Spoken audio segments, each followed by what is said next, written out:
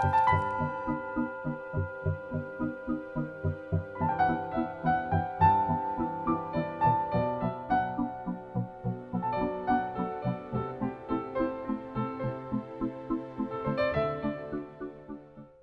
want to talk about meaning in language.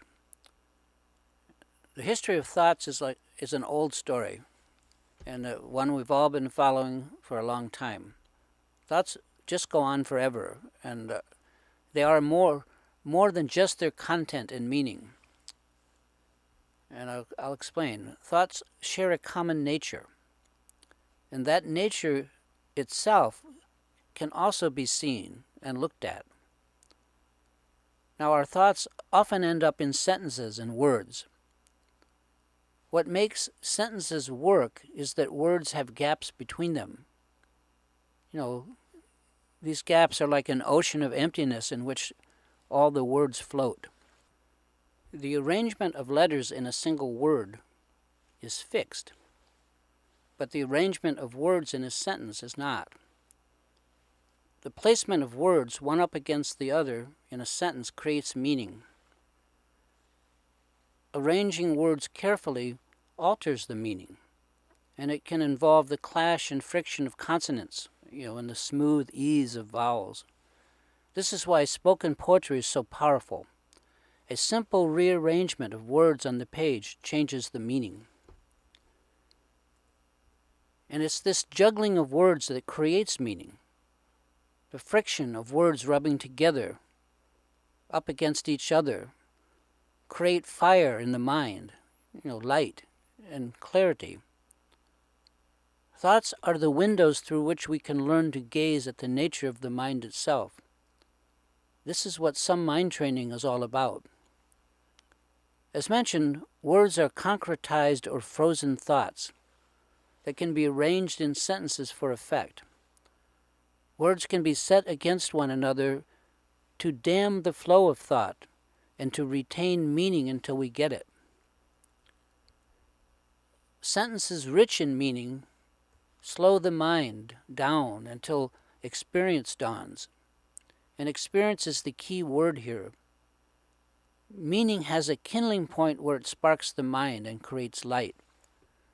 With light, seeing is possible, and then clarity. Meaning of any kind, no matter how subtle, is always only a reference and never anything in itself. It's a simple pointer that refers us to have an experience for ourselves, to live. And please think this through because it's important. Remember that the meaning of a sentence is only as good as the sense it makes, which is to say that meaning is at heart sensual, literally to make sense. It's all about making sense. Sentences that don't refer us to experience and action are sterile, fit only for pundits. In Dharma practice, the action that we referred to is that of experiencing the true nature of our mind, and the clarity of that. And clarity is its own reward, not clarity about something, but just clarity of mind. Seeing itself seeing. As the last sentence shows, words cannot hold the experience, but they can only refer or point at it, to it. And we have to follow the reference pointers, the meaning of a sentence, and actually go there ourselves. Go to where the words and the meaning point to and have that experience. That's the whole point of the Dharma. Enlightenment is a do-it-yourself proposition, and that simply by definition. Words, frozen thoughts on a page, can be rearranged to create meaning. The arrangement of words prevents them from being meaningless. Working words until they catch fire creates light. And with the clarity of light, we can learn to see the true nature of the mind. Where there's not anything to be seen, but the seeing itself. So in summary, all thoughts depend on their meaning. And all meaning depends on whatever sense it makes. Sense is always a physical experience involving the five senses, thus the word sense. The algebra of meaning is abstract, consisting only of pointers, references that are not anything intrinsically in themselves, but point beyond themselves to an experience that to be had, a call to action.